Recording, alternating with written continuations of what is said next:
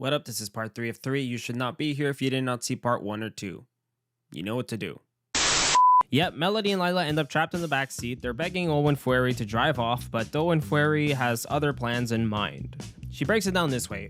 Leatherface wants Melody and Lila, so she is going to use them as bait so she can get to Leatherface. So Owen leaves Melody and Lila inside the car while she goes out to hunt down Leatherface. Leatherface is not outside anywhere. He actually ends up being inside the house. Like, he's just there in his mom's room, minding his own business, clearly not going to harm anybody else because he went back home, and she goes to disturb him. But that's not the worst part. The worst part is that when she gets there and she's right in front of him and she's got a gun pointed at him, she just stands there and she freezes and she wants him to remember her name. Bruh. Kirk, Pamela, Jerry, and Franklin. Who? And Franklin. Do it! Do it! Come on! Kill me! I'm here! Come on! Do it now! Kill me! Maybe he doesn't recognize you because you're not Marilyn Burns. Maybe he also realizes this is a bullshit recasting. Just shoot him. And because she chokes so hard, he literally walks right past her and goes right into the street to harm Melody and Lila, who are literally sitting ducks wrapped in a basket. It is just dumb decisions galore. So as expected, Leatherface starts attacking Melody and Lila, who are inside the car. This is when Owen Fury's character finally wakes up, comes outside, and starts shooting Leatherface. Respect the elderly, motherfucker.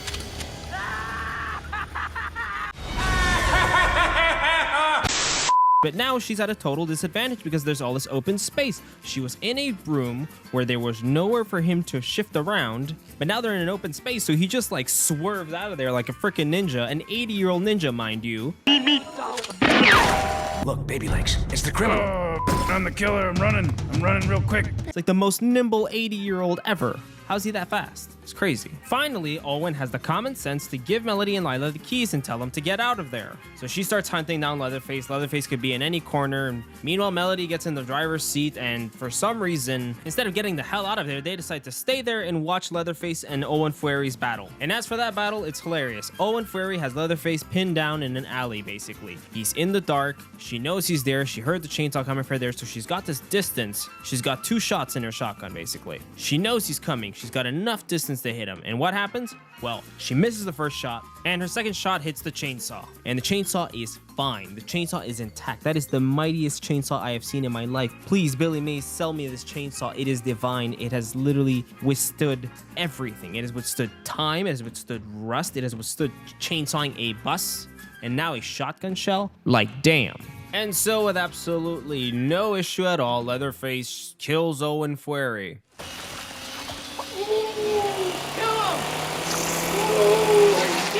So much for that character. I love how he just tosses her to the side too. It's really ridiculous. And only after that, after Leatherface's hands are free from holding Owen Fury, is when Melody and Lila finally decide to start the car and take off. Because of course, how convenient. I'd also like to point out how Leatherface channels this inner sassy black woman when he turns around to face them. It's just funny. Like, what a weird movement, but whatever. Leatherface hurls the chainsaw at the car and it makes them crash. Still alive after being literally just like chainsawed in half, Owen watches the car crash from where she's lying. Oh no, everything's going so wrong. What did I do? Both of the girls wake up from the crash. Melody's got some sort of bar that's impaling her, and so she's incapacitated and she can't go out. So then comes the obvious like sacrifice scene, you know, like, oh, you go and I'll stay here. And But you have to run. I can't. I don't have anyone else. I can't. Yes, you can. You're the strongest person I know, okay? You never needed me. You can do this. You just have to fucking run. so Lila leaves Melody behind. That's when Leatherface starts pulling up to the car. This is when Melody makes an apology to Leatherface. I'm sorry. For what I did to your mama. You deserve that.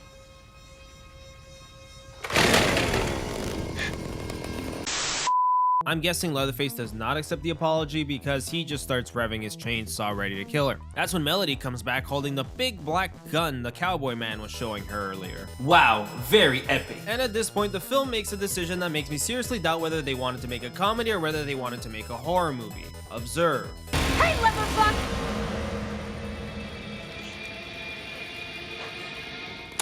It was at this moment that he knew. He fucked up. So yes, as you can see, the gun does not go off for Lila, either because the safety's still on or the gun's not loaded, or maybe it just genuinely jams. I don't know. I'm Canadian. I don't know guns. Go to hell. It's baffling, to be honest, because I don't know what the intention is here. Like, are you trying to make me scared for Lila? Because I find this funnier than scary. We see her roll up, the camera swoons in and gives us this big heroic shot, and she calls him leatherfuck, so she's in badass mode, and then the gun doesn't go off. I mean, that's funnier than anything. I don't know why. Was this supposed to be her moment of overcoming trauma, just her fucking up with a gun?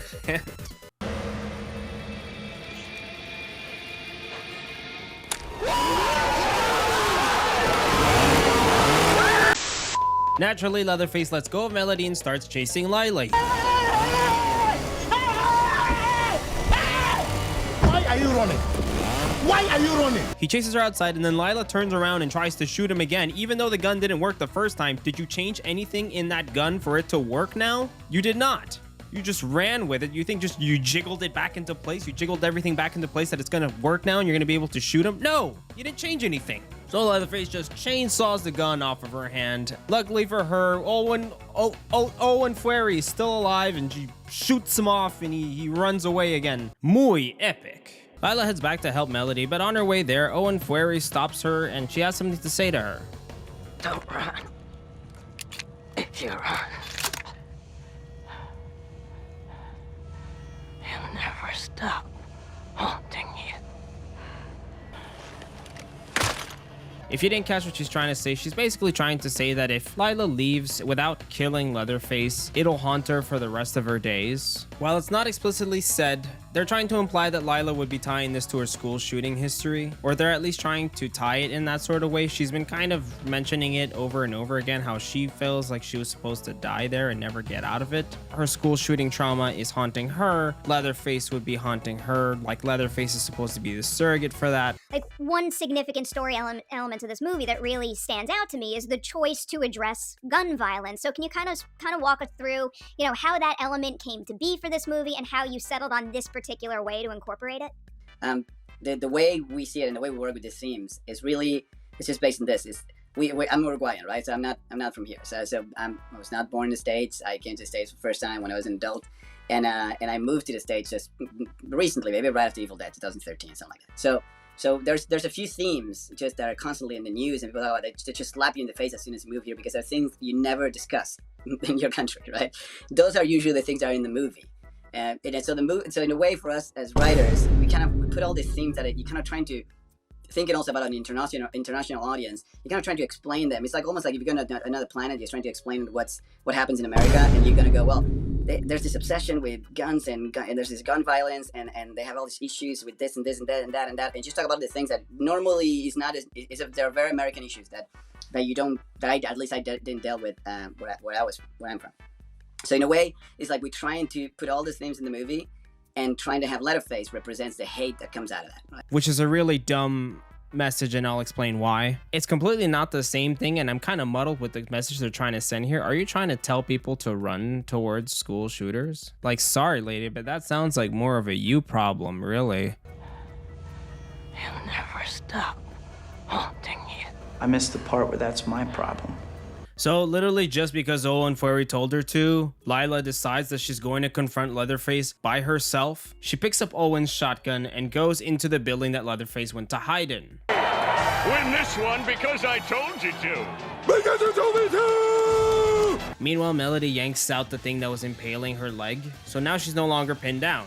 Meanwhile, Lila's in Leatherface's hiding spot. There's a kind of game of hide and seek, and then there's a battle between the two. It's decent. There's parts that are really stupid. There's parts where they use slow motion, but they didn't film at a proper frame rate, so it just looks really cheesy. It looks like early 2000s-ish.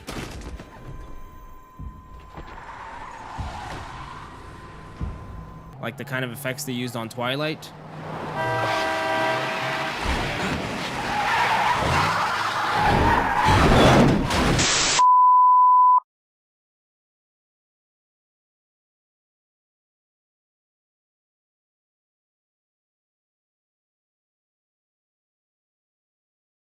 Melody pops out of nowhere and in perfect shape, magically. Both of them have a tussle with Leatherface. At some point in the battle, I just like to point out, Leatherface literally Beyblades his chainsaw. He like throws it and it slides across the room like a Beyblade. It's pretty wild. Sonic boom!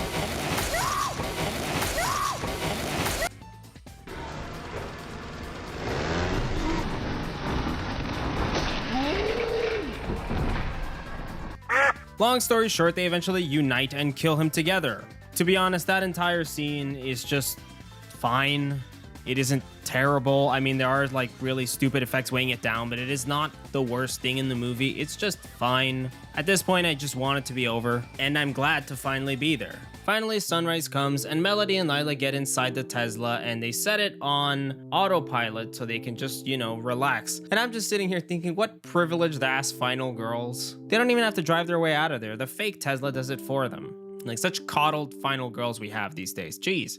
Anyways, the fake Tesla takes like 1,000,000 years to get out of the town. And just while the two of them start to relax, Leatherface pops out of nowhere and he snatches Melody out of the window in what has to be the funniest final kill I've seen in a slasher movie.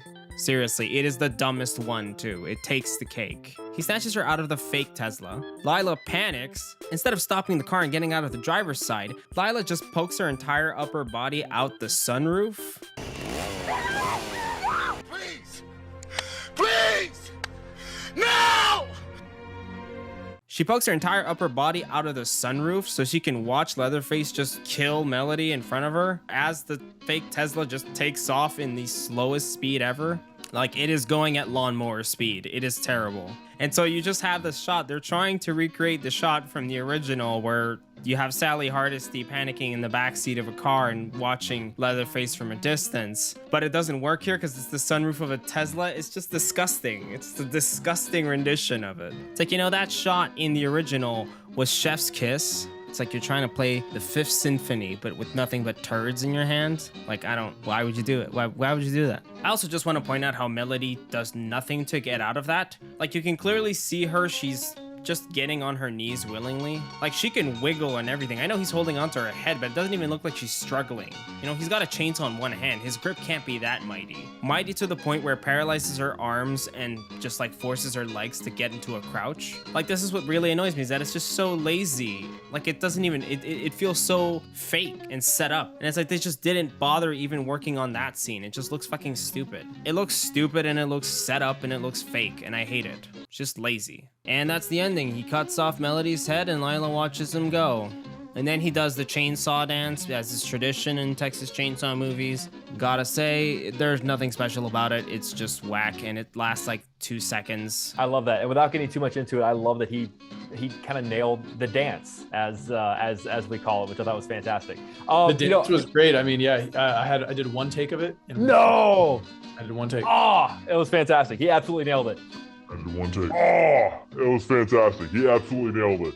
I don't know what you're talking about. It literally only lasts 2 seconds. And then the movie kicks off its credit sequence, which has the only good thing this movie actually had to offer: a banger end credits song.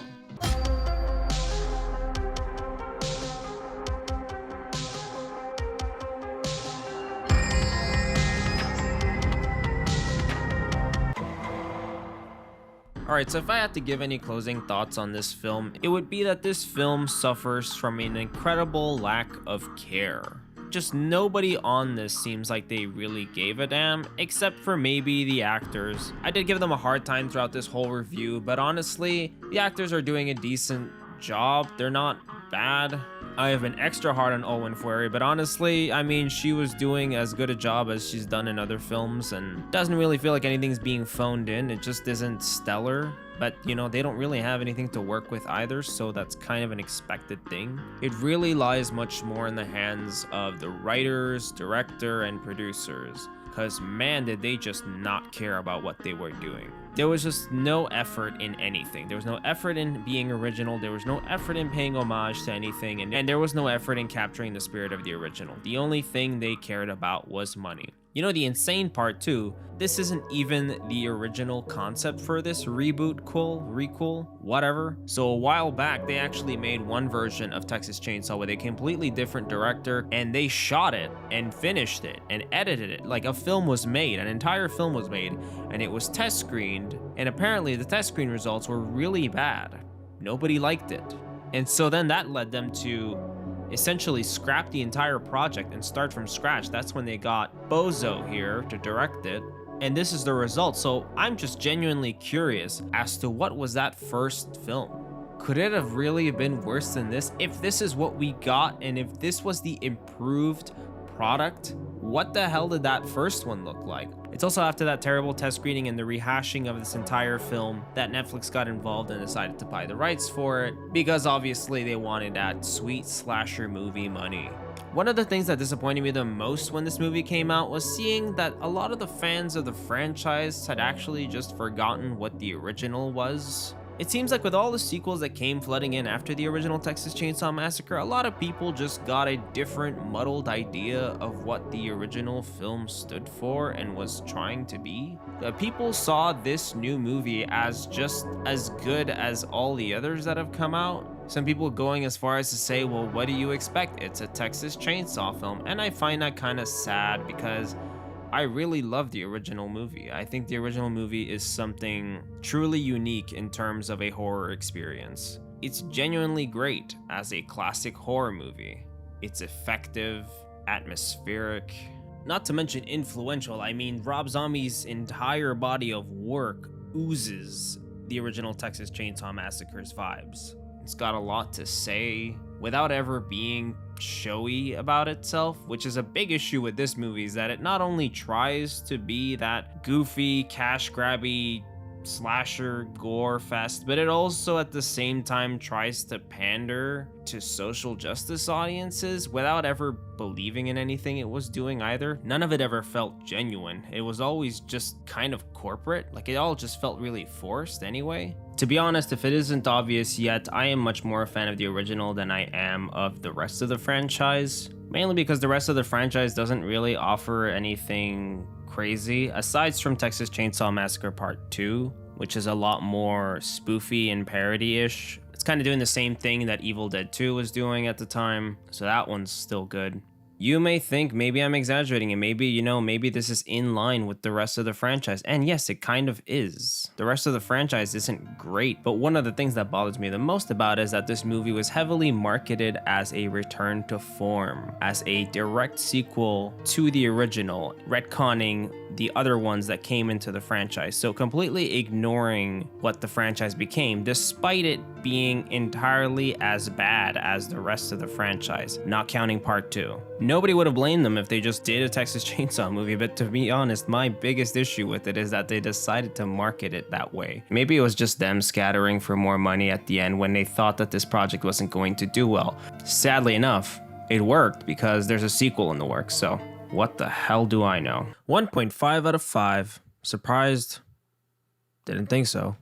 Yo, so thank you for watching that. That has been a long ass review to make. It was painful, it was long. I had to watch this movie about 10 to 20 times. It was annoying, trust me. But thank you for sticking by. It took ages to make, it took a lot of work, but it was done, and I'm glad to be done with it, honestly. If you have not subscribed to me, what are you waiting for? You're a dick. Subscribe. Probably won't be doing anything this long for a little bit. I'm going to be doing some small reviews here and there, 5 minutes, 5 to 10 minutes kind of things. My last 2 short films are in the editing floor. I have not touched them in a while, and it's getting painful. Sooner or later, people are going to start asking me questions. Where are they? We all helped you out on it. What the hell's going on? So, I'm getting to work on it. If you have not subscribed to my film channel, go find it. It's called Dead Time Films. I'll put a link. There's a link in the description, and there'll be a link at the end of this video too. I'll put it in there somewhere. If you want to see and judge my performance as an actor, I was in a short film directed by my friend Ethan Levy. It is also on the Dead Time channel, so I'll post a link to that as well. Have a good one. Thank you for watching, and I'm not doing face stuff anymore because it would take ages to do this entire video, so peace.